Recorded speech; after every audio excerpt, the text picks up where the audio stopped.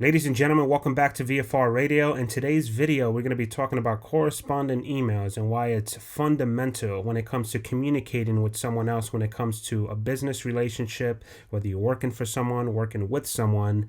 And welcome to Restaurant Radio. Let's talk.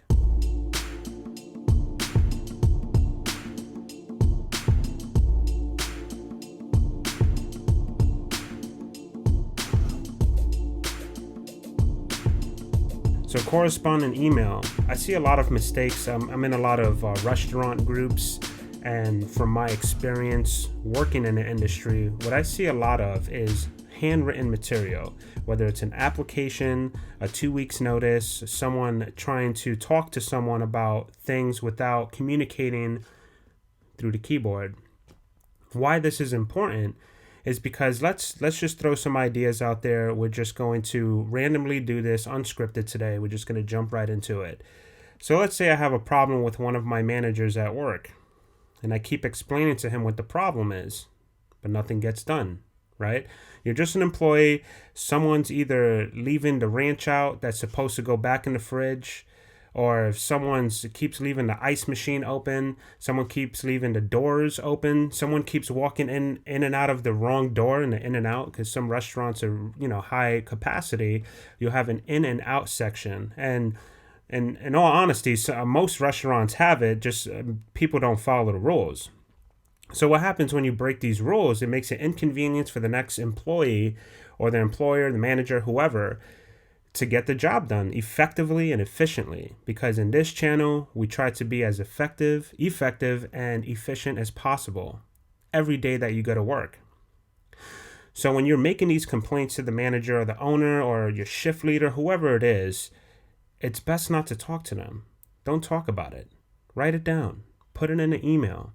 Put it in a text message. Make sure it's all written down. So when the day comes when you have to really make some noise about the situation, you have proof that you have been complaining about it and to the point. Now, I want to mind you, someone many years ago always told me, when you're going to complain about something, make sure you have a solution. Don't just complain about it, because then it just sounds like a whining employee. You want to make sure you have a solution to your complaint. So if a refrigerator door is open and you're complaining that it's open, and no one's getting it done, explain to them why it shouldn't stay open. Explain to them why you should close it right back. And these are common issues in the server industry and the kitchen industry, the restaurant industry in general. It's just little things that add up to big arguments and explosions in a restaurant because no one's communicating properly.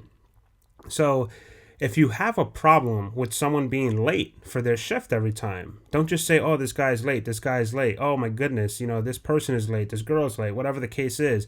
Make sure you have it in written form and professionally done. I'm not saying that it has to be an expert to do it. I'm not saying, when I say professionally done, I mean in a way that it should be when it comes to business, especially nowadays with all this technology. Right? You have a computer, you have a phone, send a text message or send an email, and don't bug the person that you're trying to contact. Just let them know very, very politely. This person keeps showing up late to their shift. It's inconveniencing me because my babysitter is waiting at home.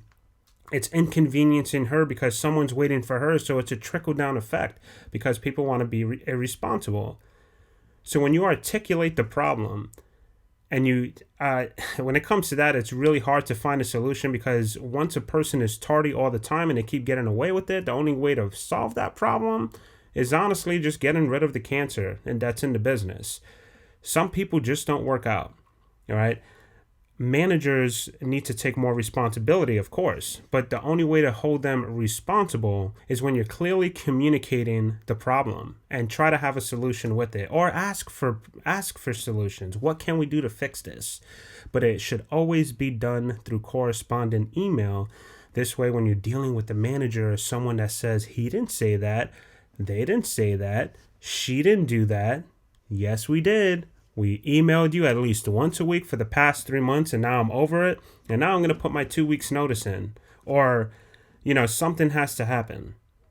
But the only way to prove that is through email. I learned this in court. I learned this through doing child custody. So this is equivalent or correlates to parent radio as well. This is not another channel, but another section in my channels, because I love to talk about everything. This is VFR Radio. We talk about whatever we want, but we dedicate it more towards parenting because I'm a single father, and I I want to help people get an understanding of what's going on, why they feel the way they do, what they can do to better their circumstances if they're having hard times.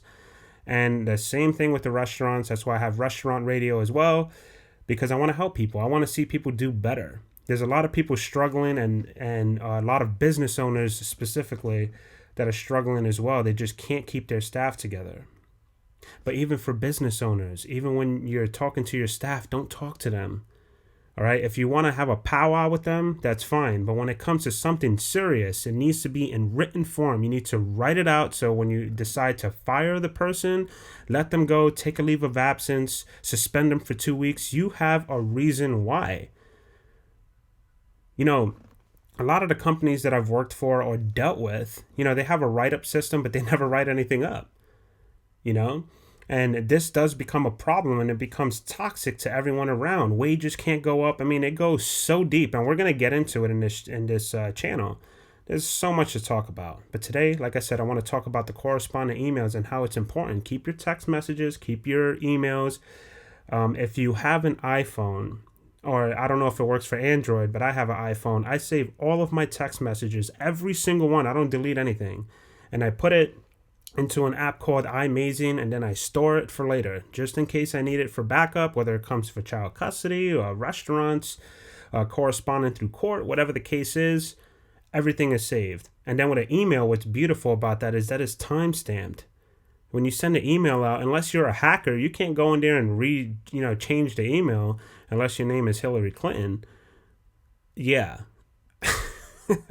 Let's try to leave that out. So when you're going into an email, whether it's Gmail, Yahoo, or AOL, as long as you don't have like 100,000 email attachments or somewhere in that crazy ballpark, it will not erase and swipe out. My AOL or my Gmail from many years ago when I went into it, I haven't checked on it in like 2 or 3 years and maybe more.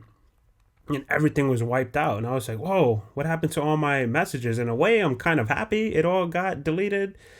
And in a way, it kind of made me sad because I'm like, I was a music artist and I was helping run a music venue.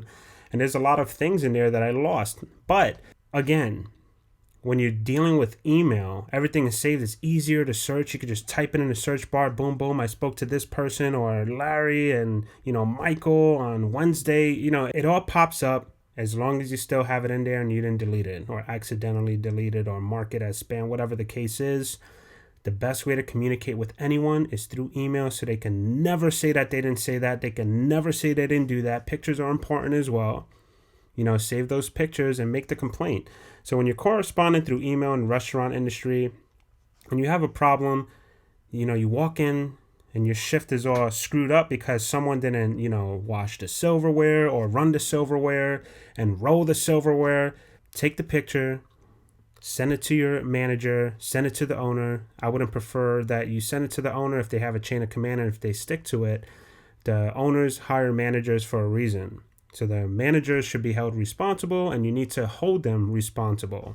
So they take action, and you want to hold them responsible, because I hold myself responsible, I hold my employees responsible, and I make sure that my employees hold me responsible as well. So again, when you're communicating through court, through child custody, through, whatever the case is, when it comes to talking about something important and you're trying to get your point across, make sure you type it down. Do not just write it on a piece of paper. Don't put in your 2 weeks notice on something like this. These are notes that I was taking the other day. But don't just write I put my 2 weeks notice in. I've seen it. I'm going to show you one of them right now. And that's just unprofessional compared to this. This is what you want to see. This is what I want to see. And this is what I want to see through email. This way it's saved. And I have it. These things are really important. Little tiny things, that we're going to talk about every single day. But again, these little things add up. Each brick builds the house. So when you think these little things don't matter, it does. And if you want to be a professional in this industry, or in any industry as well, you got to do things the right way, the proper way, the professional way. I want you to be sharp. I want you to sharpen your tools. If you think you know everything, that's fine. You don't need to watch this video. But if you don't and you want to excel, because I don't know everything, I still learn. I always do research. I learn more and more things every week. It's really weird because I'm like, wow, I thought I knew everything, and you don't. Unless you're on your deathbed at 90 and still you don't know everything, because time goes on and things change. So I hope you enjoyed this video. If you get anything out of these videos, just share it with a friend. Hit the like button, subscribe. We appreciate all of your support. I just completed the video this morning for resumes. So if you want to learn how to do a resume or get a resume template, just go to tyrantconsulting.com and dig in there, go to the shop and get your resume so you can look professional. And what I will say about the resumes is this is only a backbone, a structure, a foundation, a skeleton of it. So you can literally do your resume however you want, any kind of paper you want. But it's important to have the information detailed the way it needs to be seen. So when the employer is looking at it, they take you serious and say, this guy means business, or this girl means business, or this person means business. So once again, thanks for watching. I'll see you guys tomorrow. You guys take care. All aboard!